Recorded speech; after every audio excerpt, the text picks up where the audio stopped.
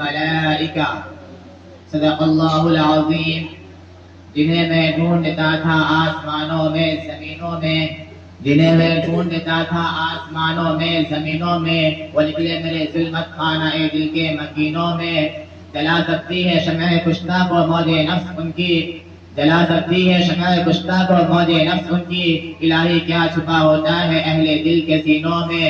نقوش ان فرقہ پوشوں کی ارادت ہو تو دیکھ ان کو، نقوش ان فرقہ پوشوں کی ارادت ہو تو دیکھ ان کو. جدے پیزا لیے بیٹھے ہیں اپنی آستینوں میں. بہار آئی اگر گلشن میں تو کس کام کی آئی، بہار آئی اگر گلشن میں تو کس کام کی آئی. نشے منشا پہ باقی رہا نہ دل بھی سینوں میں. محترم حضرات اور صدر جلسہ، آج میں ان یارانے کا صفا اور شہیدان عشق و وفا اور وارثان بلال سراقل آزادی کے عنوان پر کچھ لفظ کشائی کرنے کی جسارت حاصل کر رہا ہوں. امید ہے کہ غور سماعت فرمائیں گے. حضرات، جب ہندوستان کی مقدس سرزمین پر انگریزوں کا انگریزوں کا ناپاک سایہ پڑا اور وہ اپنی شاطرانہ و عیارانہ چالوں سے یہاں کے مالک بن بیٹھے، جب باشندگان ہند پر طرح طرح کے ظلم و ستم کے پہاڑ توڑے جانے لگے، جب ہندوستانیوں کو غلام بنایا جانے لگا، جب ہندوستانیوں کا خون ان کے پسینوں سے بھی عرضہ ہونے لگا، تو ایسے نازک وقت میں سب سے پہلے جس شخص نے عالم بغاوت بلند کیا وہ محدث کبیر، امام جلیل، رئیس الاولیاء، فخر چمن، نازش وطن، شاہ عبدالعزیز ابن ولی اللہ محدث دہلوی رحمۃ اللہ علیہ. یہ وہی مرد مجاہد درویش خدا ہے جس نے وقت سے بہت پہلے مسلمانوں کے نصب العین کا اعلان فرما دیا تھا. جہاں تک پہنچنے کے لیے دوسروں کو ابھی برس انتظار کرنا تھا. شاہ عبدالعزیز کا فتویٰ کیا تھا؟ گویا ایک برق بے اما تھا جو دشمنوں کے نقل تمنا پہ گر پڑی. انگریزوں کی نیند حرام ہو گئی. جگہ جگہ آزادی کے شعلے بھڑکنے لگے، جگہ جگہ آزادی کے پرچم لہرانے لگے، سینوں میں ولولے مچلنے لگے، حوصلوں نے انگڑائیاں لینے شروع کر دی.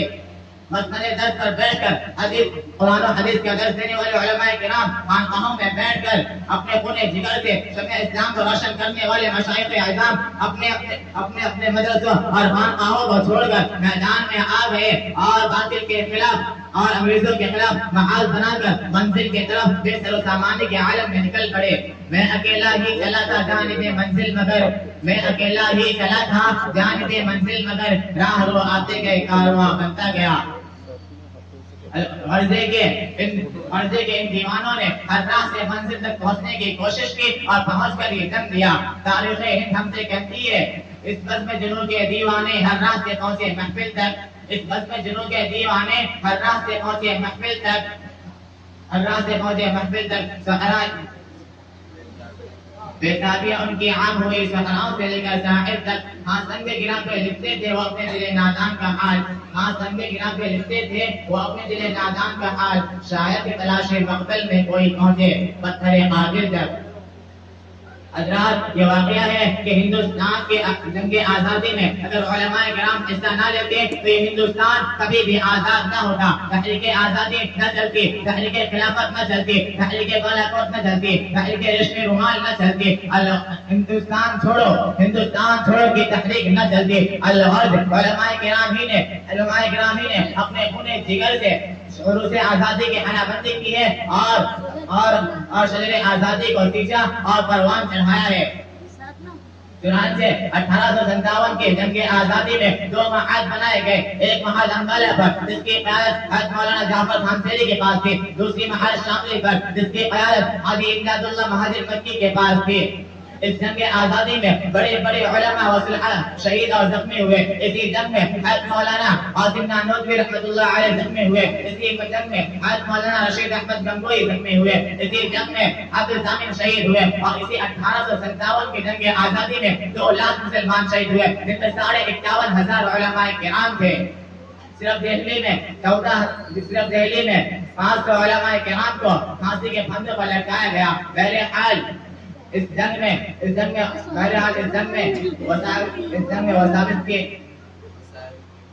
وسائل کی قلت اور اس جنگ میں وسائل کی قلت اور اپنوں کی غداری کی وجہ سے فرنگیوں کا غلبہ ہوا تو وائس رائے برطانیہ نے اپنے ہندوستانی مشیروں سے رائے طلب کی کہ بتاؤ ہندوستان میں تمہاری حکومت کیسے قائم ہو سکتی ہے؟ تو انہوں نے جواب دیا کہ ہندوستان میں سب سے زیادہ بیدار مسلمان ہیں اور جنگ آزادی صرف اور صرف مسلمانوں نے لڑی ہے، اس لیے ضروری ہے کہ سب سے پہلے جذبہ جہاد کو ختم کریں اور وہ یہ ہے کہ ہندوستان سے علماء کرام اور قرآن کریم کو ختم کر دیا جائے۔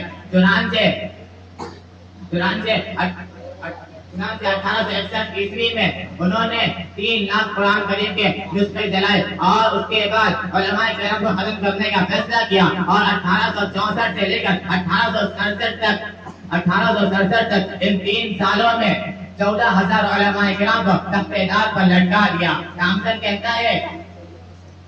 کہتا ہے کہ دلی کی چاندنی چوک سے لے کر خیبر تک کوئی ایسا درخت نہیں تھا جس پر علماء کرام کی گردنیں نہیں لٹکتی ہو۔ تامسن کہتا ہے کہ علماء کرام کے جسموں کو تانبے سے ڈھایا گیا۔ تامسن کہتا ہے کہ علماء کو سوروں کے کھالوں میں ڈال کر جلتے ہوئے تندوروں میں ڈالا جاتا۔ تامسن کہتا ہے کہ لاہور کی شاہی مسجد کے صحن میں انگریزوں نے پھانسی کا پھندا بنایا تھا جس میں ایک دن میں 80 علماء کرام کو پھانسی دی جاتی تھی۔ تامسن کہتا ہے کہ لاہور کی ندی راوی میں 80 علماء کو بوریوں میں ڈال کر بوریوں میں بند کر کے ڈال دیا جاتا اور اوپر سے گولیوں کا نشانہ بنایا جاتا۔ تامسن کہتا ہے کہ جب میں دلی میں اپنے خیمے میں گیا تو مجھے مردار کی بدبو محسوس ہوئی تو میں خیمے کے باہر چلا گیا تو دیکھتا ہوں کہ وہاں پر آگ کے شعلے دہک رہے ہیں اور 40 علماء کرام کے کپڑے اتار کے اس میں ڈال دیے اور میں دیکھتے ہی دیکھتے 40 اور علماء کو بلائے گئے اور ان سے کہا کہ تمہارا بھی یہی حال کر دے گا، لیکن اگر تم میں سے کوئی ایک بھی یہ بات کہہ دو کہ 1857 کی جنگ آزادی میں تم شریک نہیں تھے تو تم کو چھوڑ دیں گے۔ تامسن کہتا ہے کہ مجھے پیدا کرنے والے کی قسم ان علماء میں کوئی ایسا عالم نہیں تھا، سب کے سب آگ میں دب گئے، لیکن کسی نے بھی انگریزوں کے سامنے اپنے سر کو نہیں جھکایا۔ کسی شاعر نے کہا یہ خود کہا ہے مرد حق باطل سے ہرگز خوف کھا سکتا نہیں، مرد حق باطل سے ہرگز خوف کھا سکتا نہیں، سر کٹا سکتا ہے لیکن سر جھکا سکتا نہیں، کھلونا سمجھ کر نہ برباد کرنا کہ ہم بھی کسی کے بنائے ہوئے ہیں۔ فرنگی کی فوجوں میں حرمت کے فتوے سرےدار چل کے بھی گائے ہوئے ہیں۔ وہ شجر آزادی کے خون دے کے سیچا تو پھل پکنے کو آئے ہوئے ہیں، لیکن کتنی بربادی مقدر میں تھی آبادی کے بعد، کیا بتائیں ہم نے کیا گزری ہے آزادی کے بعد۔ حضرات یہ ایک روشن حقیقت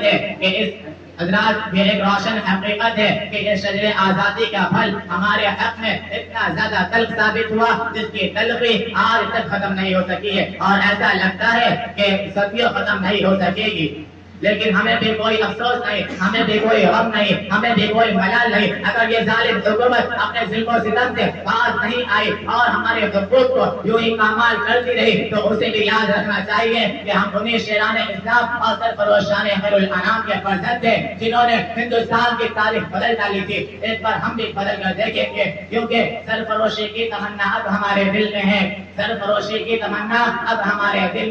دیکھنا ہے زور کتنا باز ہوئے قاتل میں ہے۔ وآخر دعوانا الحمد للہ رب العالمین۔